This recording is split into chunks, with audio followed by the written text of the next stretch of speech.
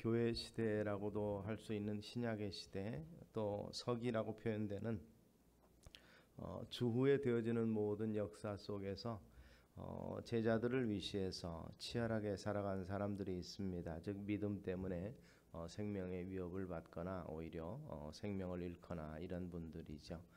지금의 교회를 세우기 위해서 지금의 교회사가 정착이 되도록 하기 위해서 수고하신 많은 분들이 있습니다. 그들의 삶의 행적을 이렇게 보면 그들은 초기의 제자들은 바로 예수 그리스도의 영광을 위하여, 예수 그리스도를 위하여 또는 예수 그리스도의 이름으로 이렇게 그들은 복음을 전하며 핍박을 견뎠고 미래의 소망을 보면서 살았다고도 볼 수 있습니다.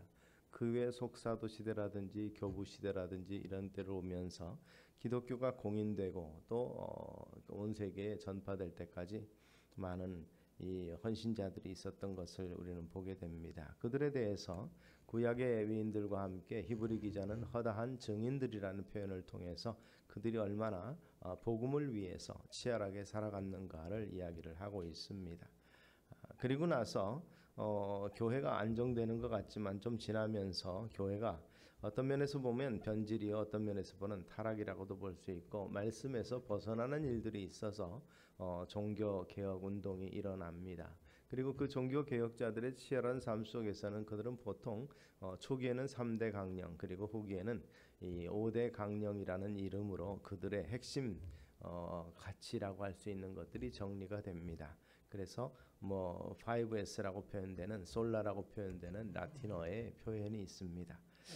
그들의 내용을 이렇게 보면 솔라 스크립투라, 즉 오직 성경이지요. 그리고 솔라 그라티아, 오직 은혜로, 그리고 솔라 피데, 이렇게 세 개가 초기에는 가장 확실한 그들의 생활 철학이라고도 할 수 있고 신념이라고도 할 수 있고 신앙의 핵심이라고도 할 수 있었습니다.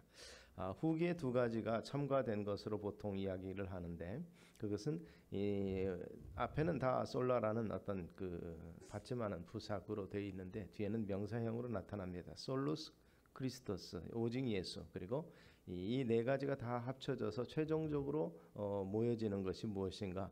솔리데오 글로리아, 즉 하나님의 오직 하나님께만 영광을, 이런 모습으로 치열하게 살아간 믿음의 선진들이 있습니다. 누구나 다 새해는 새로운 목표를 세웁니다.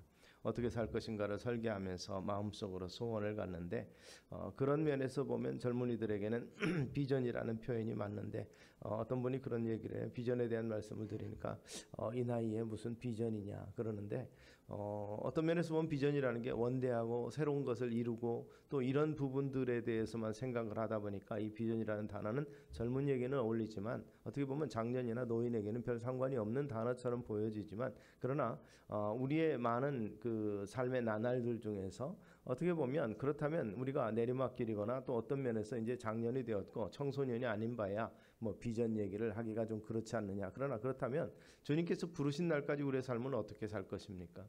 어떤 계획을 가지고 살아가십니까? 바로 이 부분도 우리에게 비전이 될 수 있는 거죠. 그래서 그런 말씀을 하시는 분에 옆에서 핀잔을 주시는 분이 그렇게 이야기합니다. 어떻게 죽는가도 매우 중요해.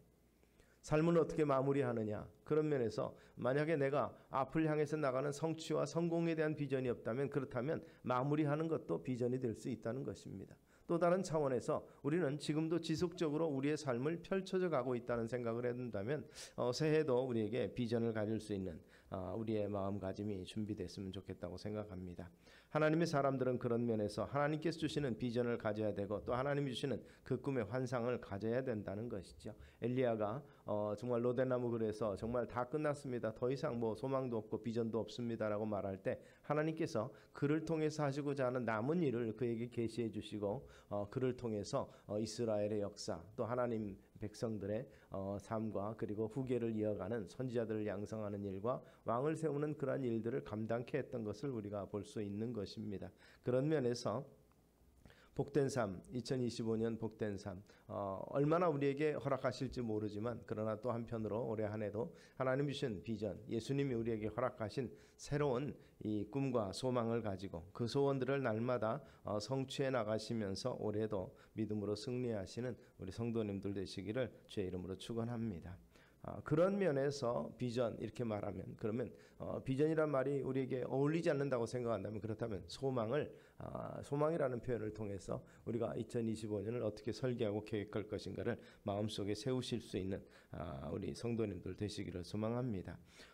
이 부분을 이야기할 때 바울은 그런 얘기를 합니다. 모든 것이 바로 예수 그리스도와 연결이 됩니다.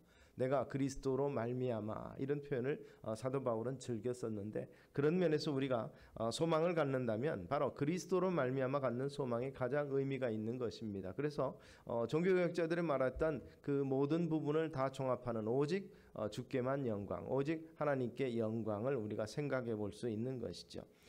이 부분을 생각해 볼 때 바울을 얘기할 수도 있지만 그러나 가장 우리가 본받아야 할 존재가 있다면 바로 예수님인데 예수님의 삶의 모습은 어땠는가를 한번 이렇게 머릿속에 다시 한번 복음서를 통해서 바울의 가르침을 통해서 떠올려 보시기 바랍니다. 오늘 바울은 바로 그런 면에서 예수님의 생애를 간략하게 설명을 하면서 최종적으로는 그렇게 말합니다. 모든 입으로 예수 그리스도를 주라 시인하여 하나님 아버지께 영광을 돌리게 하셨느니라. 예수 그리스도의 삶은 바로 그런 면에서 아버지께 영광이 되는 삶이었다라고 표현하는 것이죠. 그래서 예수님의 생애를 바라보면서 우리도 바로 주께 영광 돌리기 위한 삶으로서 우리가 선택됐고 또 우리가 그리스도인으로 살아가는 가득한 목적이 바로 이 하나님께 영광이라는 사실을 한번 생각해 보면서 오늘 말씀을 강조하는 바의 의미를 새기고 2025년을 우리의 삶의 목표도 여기에 초점을 맞춰서 우리의 소망도 여기에 맞추어서 세우시고 진행해 나가실 수 있게 되기를 소망합니다. 그래서 젊은이들에게만 비전 가지라 소망 가지라가 아니라 우리도 어떤 의미에서는 바로 우리의 종말을 가장 복되게 마무리하기 위해서 소망이 필요하고 비전이 필요하다는 것을 우리가 기억하실 수 있게 되기를 바랍니다. 그래서 바울이 설명한 내용들을 보면 바로 주님이 마음속에 가졌던 이 땅에 오신 소망과 목적이 무엇이냐 바로 하나님의 영광이었다는 것입니다. 자나깨나 하나님의 영광을 생각하면서 사셨다 해도 과언이 아니었다고 말합니다. 마지막 예수님이 돌아가실 때도 영광을 위해서 죽으신 것이라는 것입니다. 우리는 또 다른 차원에서 보면 예수께서 우리를 위해서 돌아가셨다, 화목제물로 돌아가셨다라는 표현을 쓰긴 쓰는데 그렇다면 그 화목제물, 우리라는 표현이 주가 되는 것처럼 보여지지만 그 내용 속에서 보면 화목제물이 왜 필요한 것인가?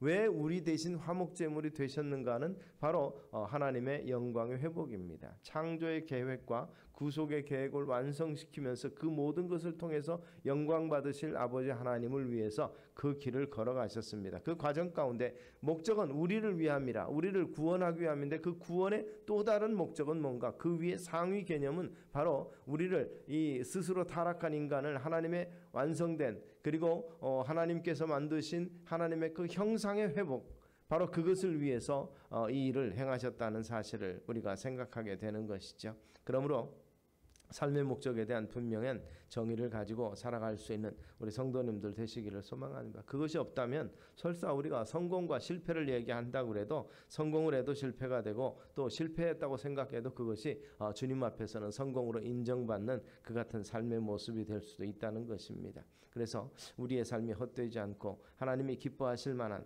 그리고 목적에 합당한 삶이 되도록 우리 주님께서 오늘 또 말씀하심에 대해서 귀를 기울이시고 또 결단하실 수 있는 우리 성도님들 되시기를 소망합니다.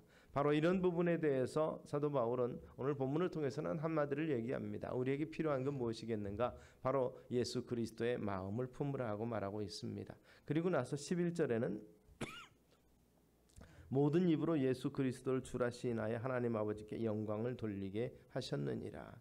결국 그 마음을 품으면 어떻게 됩니까? 그것이 바로 하나님께 영광이 된다는 것입니다. 그리스도의 마음을 품는 것, 이 마음은 곧 하나님께 영광을 돌리는 그리스도께서 원하시는 소망과 비전과 이루고자 하시는 그 목적을 가지라는 것입니다. 그리스도와 동일한 목적, 예수님이 이 땅에 오신 목적과 동일한 목적을 가지고 살아가는 존재가 바로 그리스도인 예수의 사람이라는 사실을 다시 한번 우리로 인식하게 만드는 내용이라고 볼 수 있는 것입니다.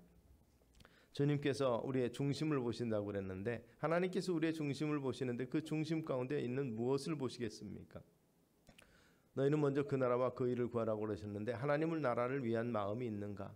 또 하나님을 사랑하는 주님께서 말씀하신 것처럼 교회 머리 대신 주님을 사랑하는 그 고백의 진실성이 있는가를 주님께서는 분명히 보시기를 원하실 것입니다. 보통 우리가 이 좋은 사람이라고 말합니다. 뭐 법 없이도 살 사람이라 이렇게 말하는 우리의 가치 기준은 어디 있습니까?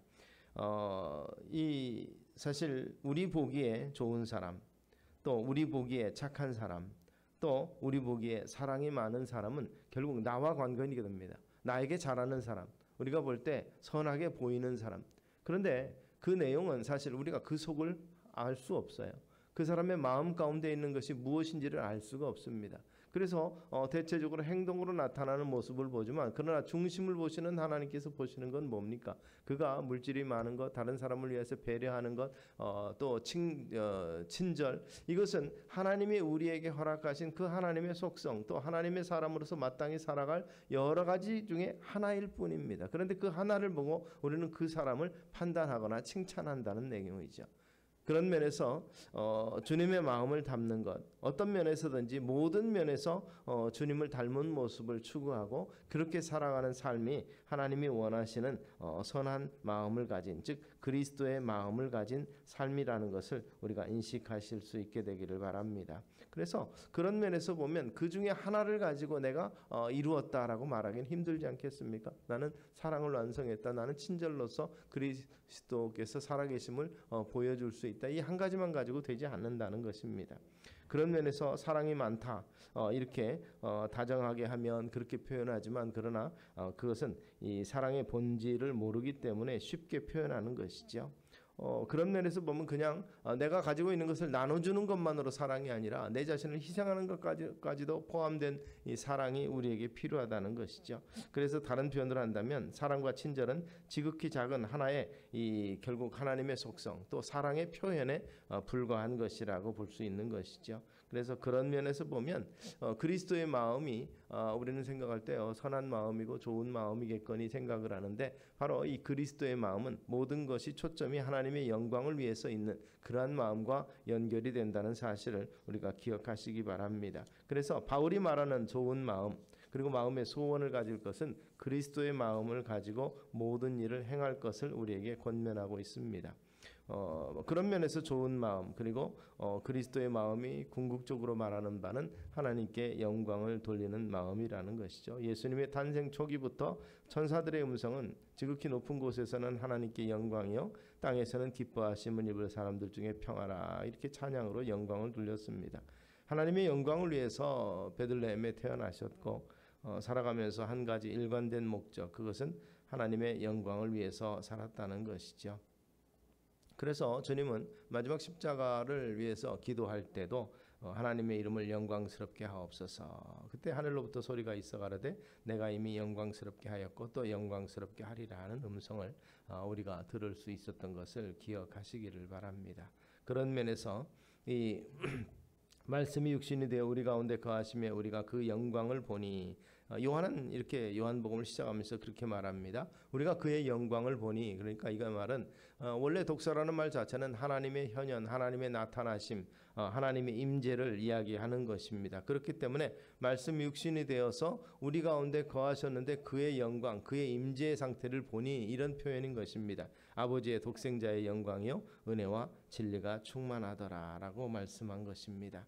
결국 하나님의 거하시는 하나님의 속으로서 이 영광, 그 구약의 영광이라는 표현은 초기에는 바로 회막을 만들어 놓고 그 위에 임재하시는 하나님의 모습이 이 구름 기둥과 불 기둥의 모습으로 광야에 나타났고 그리고 나서 솔로몬의 성전에 그 성전에 가득한 영광의 모습으로 그러니까 그 하나님의 가득한 영광이 뭐였는지라는 표현을 못합니다. 그러나 사람들이 느끼는 바는 그 하나님의 가득 찬 임재의 모습을 느낄 수 있었다는 것이죠. 바로 그런 면에서 그 영광을 솔로몬의 성전에 가득한 영광을 볼 수 있는 것이 누구였는가? 바로 예수 그리스도. 우리가 시각적으로 볼 수 있는 분이 바로 예수 그리스도셨고 그리고 그 하나님 이 영광 자체가 바로 예수 그리스도셨다고 요한은 강조를 하고 있는 것입니다. 그래서 다시 말하면 하나님의 영광이 예수 그리스도를 통해서 그 인격을 통해서 나타난 것이다. 그렇다면 그 다음에 이어지는 결론은 그렇습니다. 우리가 작은 예수로서 살아가는 것은 바로 예수 그리스도의 마음과 예수 그리스도의 삶의 모습, 즉 하나님의 영광의 모습을 위해서 우리가 살아가야 된다. 그래서 웨스트민스터 신앙 고백서에 소요리 문답에 나타나는 가장 중요한 평신도를 위한 교제 속에서 사람의 제일된 목적이 무엇이냐라고 물어볼 때 오직 하나님을 즐거워하고 그 영광을 위해서 사는 것, 하나님을 영화롭게 하는 것이다라고 우리가 고백하게 되는 것입니다. 그런 면에서 우리 주 예수 그리스도의 인격과 그 삶이 우리 삶 가운데서 재현돼서 하나님의 영광이 나타나는 것이 우리의 삶의 거룩한 목표가 되어야 되고 소망이 되어야 되는 줄로 믿습니다. 바로 그런 면에서 우리가 하나님의 영광을 위해서 산다라는 말을 또 다른 표현을 한다면 바울이 표현한 그리스도의 마음을 가지고 그리스도 같이 살아가는 것이 바로 하나님의 영광을 위한 것이다. 우리는 오직 주께 영광이라고 소리 지르고 찬송하고 그렇다고 그의 영광이 되는 것은 아닙니다. 바리새인들이 참으로 성전 앞에서 또는 어디서든지 길거리에서든지 손을 들고 하늘을 우러러보면서 기도했다고 표현되는데 바로 그러한 모습, 겉으로 볼 때의 거룩한 모습만 가지고 우리가 하나님께 영광이 된다고 말할 수는 없는 것이죠. 그리스도인들 중에서 어떤 그 사회적인 또 이 국가적인 그런 일을 할 때 뭐 금메달을 땄다든지 좀 우승을 했다든지 그럴 때 하나님께 영광을 돌립니다라고 말하는 것이 참 귀한 일이죠. 그의 수고와 모든 노력에 대해서 내 것이 아니다라는 차원이죠. 하나님이 여기까지 나를 함께 하셨다는 것과 그리고 이 모든 영광을 주님께 돌립니다.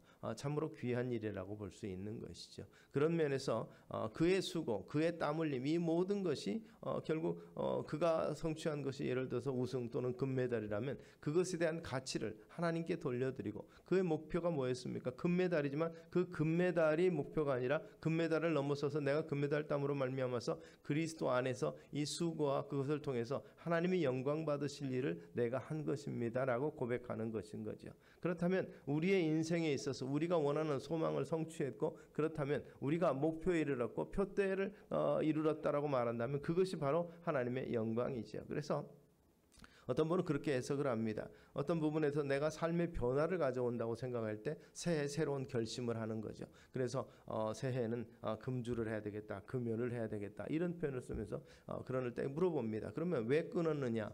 예를 들어서 술을 끊었다, 담배를 하지 않겠다, 그리스도 안에 있으면서 얘기하면서 예를 들어서 이게 건강에 의사가 보니까 뭐가 약해졌다는데 금주하라, 또 폐가 좋지 않다는데 금연하라 그래서 건강을 위해서 끊었다 그렇다면 그것은 그의 목적이 뭡니까? 바로 그 건강의 회복이죠. 그러나 좀 더 우리가 생각해 보면 내가 이 같은 생활을 하는 것이 이것으로 말미암아서 건강을 잃는 것이 하나님께 영광이 되지 못한다는 생각을 해서 바로 영광 돌리기 위한 삶을 위한다 이렇게 말합니다. 우리 한국교회 초기에 여러 가지 그리스도인들의 이 삶이 있는데 예수 믿었다고 신분이 변화되는 것은 아니었습니다. 그래서 새벽기도도 열심히 나가고 하는데 주인의 종이 되어서 마부 역할을 열심히 하는 그러한 분에 대한 이야기가 있는데 그렇게 예수 믿고 나서 너 달라진 게 뭐 있느냐? 아무것도 달라질 거 없지 않느냐? 네가 내 말에 고삐를 잡고 마부 역할을 하는 거에는 아무런 변화가 없는데 그랬더니 자기는 더 주인님을 위해서 이 말을 잘 몰고 고삐를 끌기 위해서 예수 믿습니다. 그러니까 자기 일의 충성함을 통해서 하나님께 영광을 돌린다는 것이죠.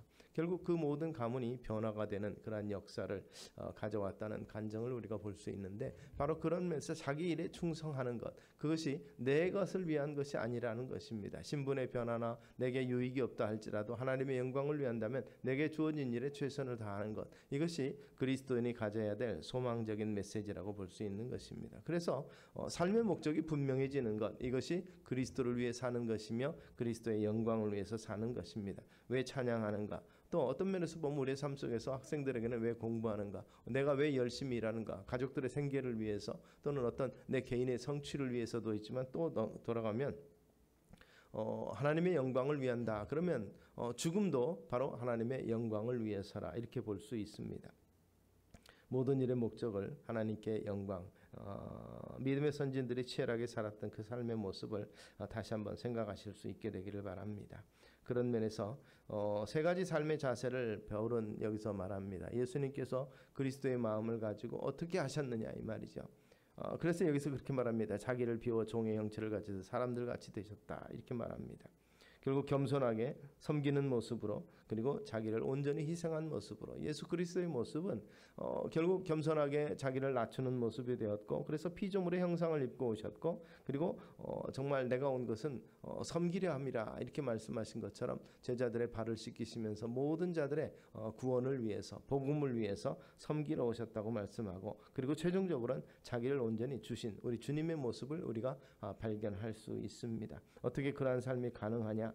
그런 부분에 대해서 바울은 그래서 바로 너희가 먹든지 마시든지 다 하나님의 영광을 위해서 하라. 고린도전서 10장 31절을 통해서 예수의 마음을 품고 살아가면서 우리가 하는 목적은 바로 이런 부분이라는 것입니다. 그래서 우리 중에 누구든지 자기를 위해 사는 자가 없고 자기를 위해 죽는 자도 없도다. 우리가 살아도 주를 위해서 살고 주를 위해 죽나니 그러므로 사나 죽으나 우리가 주의 것이로다. 그래서 2000년 전에 바울의 메시지가 아니라 오늘 지금 우리에게도 이 메시지가 동일하게 적용이 되고 선포되고 그리고 열매 맺게 되기를 제 이름으로 축원합니다. 우리가 아닌 순교자들의 이야기고 저기 멀리 나라에 가서 목숨 걸고 전하는 자들의 이야기만 아니라 오늘 여기 살아가는 우리에게도 동일하게 적용되는 말씀이 되어야 된다는 말이죠.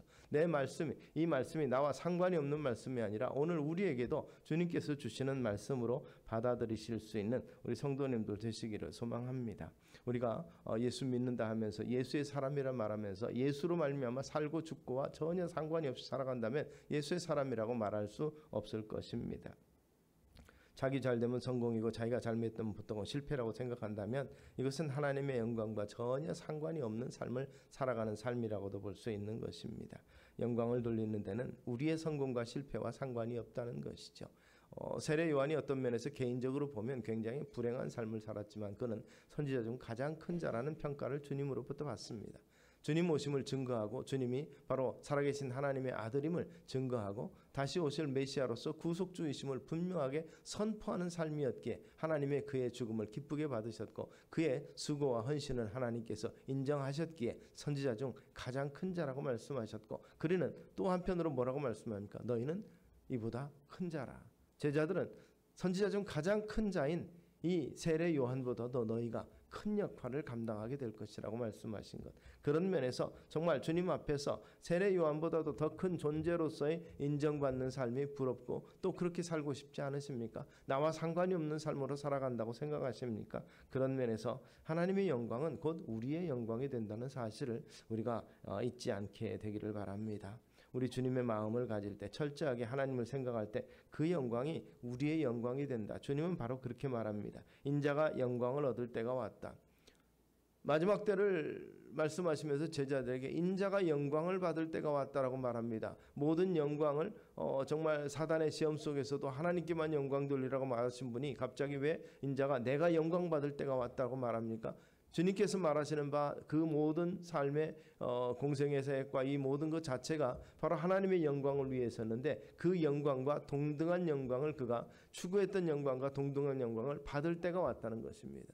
그것은 바로 그 영광을 위해서 살아간 존재를 위해서 하나님께서 여기 그렇게 말합니다. 모든 입으로 예수 그리스도를 주라시나여 하나님 아버지께 영광을 돌리게 하셨느니라. 그리고 그 이름에 권세를 주셔서 모든 이름 위에 뛰어난 이름을 주셨다는 표현과 연결이 되는 것입니다. 그런 면에서 인자가 영광을 때가 왔다고 이렇게 선포했을 때 요한복음 17장은 그렇게 말합니다. 눈을 들어 하늘을 우러가라사대 아버지여 때가 이르렀사오니 아들을 영화롭게 하사 아들로 아버지를 영화롭게 하옵소서. 아들이 영광롭게 된 걸 통해서 아버지가 영광스럽게 됐다는 얘기를 말하고 있는 것입니다. 하나님의 영광을 위해서 결국 나 자신이 영광스러운 존재로서 살아가게 된다는 이야기를 우리에게 보여주는 것입니다. 그래서 하나님은 우리가 그 하나님의 영광에 참여하기를 원하십니다. 그리고 그 안에서 우리가 행복하기를 원하신다는 것이죠. 그래서 하나님의 영광을 위해서 살 것을 우리에게 말씀하고 있는 것입니다. 그래서 9절부터 11절은 그렇게 말하죠. 땅 아래 있는 자들로 모든 무릎을 예수 이름에 꿇게 하셨다. 그리고 모든 입으로 그리스도를 주라 시인하는 것. 그래서 그 주라고 시인하는 일 자체가 하나님 아버지께 영광이 된다는 것입니다. 하나님의 영광을 위해서 자기를 낮추고 섬기고 그리고 희생하는 삶으로 살아가는 그 주님의 모습을 담는 것, 주님의 마음을 품는 것이 곧 이 하나님을 영화롭게 하고 하나님을 빛나게 한 예수님의 삶이었다면 작은 예수로 살아가고 예수가 우리의 교회의 머리 되심을 인정하고 지체로서 온전한 모습으로 살아가기를 원한다면 바로 그런 면에서 우리도 주님처럼 살고 그렇게 될 때 하나님께서 우리를 높여서 영광 받으신다는 사실을 우리가 기억하실 수 있게 되기를 바랍니다. 주님은 그래서 여러 차례 그런 말씀을 하셨습니다. 너희 빛을 사람 앞에 비치하여 저희로 너희 착한 행실을 보고 하늘에 계신 너희 아버지께 영광을 돌리게 하라. 베드로는 바로 주님의 가르침에 대해서 그렇게 표현했습니다. 너희가 이방인 중에서 행실을 선하게 가져 너희를 악행한다고 비방하는 자들로 하여금 너희 선한 일을 보고 권고하시는 날에 하나님께 영광을 돌리게 하려 함이라. 또 야고보는 그렇게 말합니다. 영혼 없는 몸이 죽은 것 같이 행하면 못 믿음은 죽은 것이라. 바로 이런 부분을 강조하면서 너희가 내 안에 거하고 내 말이 너희 안에 거하면 무엇이든지 원하는 대로 구하라. 그러면 이루리라. 너희가 과실을 많이 맺으면 내 아버지께서 영광을 받으실 것이요 너희가 내 제자가 되리라. 그러면서 사도 바울을 통해서는 너희 몸으로 하나님께 영광을 돌리라. 그 하나님께 영광 돌리라는 내용을 뭐라고 표현하냐면 너희 몸은 하나님께로부터 받은 바 너희 가운데 계신 성령의 전인 줄 알지 못하느냐. 너희는 너희 것이 아니라 값으로 산 것이 되었으니 그런즉 너희 몸으로 하나님께 영광을 돌리라. 하나님의 영광 우리가 입술로 고백하면서 끝나는 것이 아니라 바로 우리의 삶으로서 보여주고 증거되는 삶. 그래서 그 같은 소망을 이번 한 해는 정말 어떻게 하나님이 언제 부르실지 모르지만 그러나 그 영광을 위해서 목적 삼아 산다라는 자신의 각오와 소망을 다시 한번 새길 수 있는 이 시간 되시기를 주의 이름으로 축원합니다. 기도하시겠습니다. 살아계신 아버지 하나님, 2025년을 우리에게 허락하신 하나님께서 그 허락하심에 합당한 하나님의 영광을 위해서 우리의 행할 일, 사업도 하고 공부도 하고 강건하고 또 영광을 위해서 예수의 마음으로 살아가는 우리가 되게 하여 주시옵소서. 그래서 한 해 동안 우리를 통해서 영광 받으시려고 우리를 이끄시는 그 하나님의 참으로 이끄심에 합당한 모습으로 주 앞에 설 수 있고 고백하는 자들 다 되게 하옵소서. 예수님 이름으로 기도드리옵나이다. 아멘.